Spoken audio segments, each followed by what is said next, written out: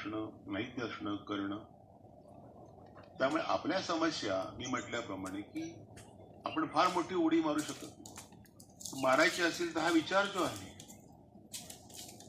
आमच्या कोकणामध्ये cooperative societies का नाहीये?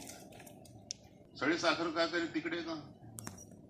सगळी गोडाऊन तिकडेच का? सगळे डेऱ्या तिकडे का? म्हणजे वाड्याला का म्हशीला दूध नाही का? गाई म्हशी पळत नाही की इकडे? हा, वाशीला येणारं दूध 4 दिवसाचं जुनं असतं, माहिती तुम्हाला? साय मलई सगळं काढलेलं, आणि ते आम्ही वारणा श्रीखंड करतो आणि विकतो, अमूल श्रीखंड करून विकतो. आणि खाली देतो काय? पाणी न कधी पावडरीचं पाणी, ते दूध. वाड्याचं दूध जर मी सकाळी 7 वाजता मी पण दूध काढत होतो, 7:30ला खानवीच्या नाक्यावर जायचं, तिथे गोळा व्हायचं, तर तिकडे मस्तान नाक्यावर जायचं किंवा भिवंडीला जायचं, 2 तासात ताजं दूध गरम गरम.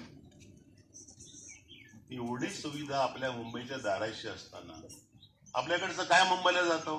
भाजीपाला, दूध, फळं, फुलं. नोकरीसाठी ट्रेन जाते, वर्गेट काहीच जात नाही. आपण किती वंचित आहोत.